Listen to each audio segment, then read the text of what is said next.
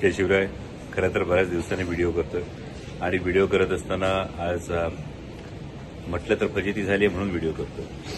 आता जवळपास रात्रीचे 12:30 वाजलेले. एअर इंडियाच्या फ्लाईटने मी दिल्ली एअरपोर्टला आलोय. उद्या पार्लमेंट सेशन आहे आणि येताना मी माझा मोबाईल समोरच्या सीटच्या बॅक पॉकेटमध्ये विसरून, आणि असं बऱ्याच जणांच्या बाबतीत घडत असेल. मी खूप खरं सांगतो, माझ्या बाबतीत हे आतापर्यंत दुसऱ्यांदा घडलं.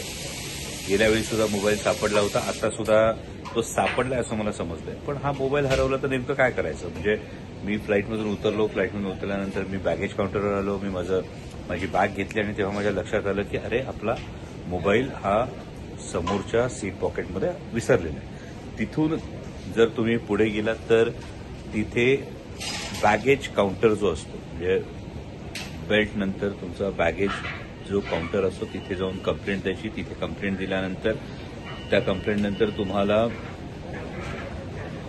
सिक्युरिटीला फोन जातो. सिक्युरिटीला फोन गेल्यानंतर लॉस्ट अँड फाउंडमध्ये हा मोबाईल मिळतो. त्यामुळे मला मोबाईल सापडलेला आहे सिक्युरिटीला असं समजलंय.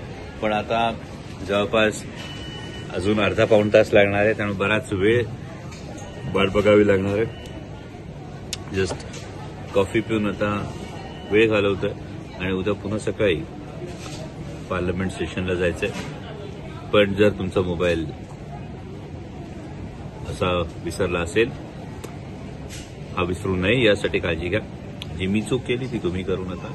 फ्लाईटमधून उतरताना आपल्यासोबत असलेल्या गोष्टींची पुन्हा एकदा खातरजमा करा. समोरच्या सीट पॉकेटमध्ये काही राहिलंय का याची खातरजमा करा. आणि तरी चुकून समोरच्या सीट पॉकेटमध्ये काही राहिलं तर मग ही प्रोसेस फॉलो करा, जेणेकरून तुम्हाला तुमची विसरलेली गोष्ट मिळेल. थँक्यू. आणि फोन सापडला असं मला त्याने सांगितलं. आता फोन घ्यायला जातोय.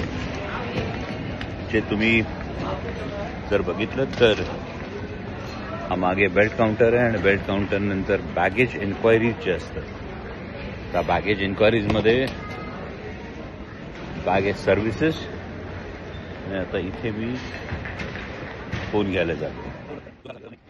आणि खरं तर मजेशीर वाटतंय, कारण सगळेजण बाहेर येत आहेत आणि मी उलटा चाललोय फोन घेण्यासाठी.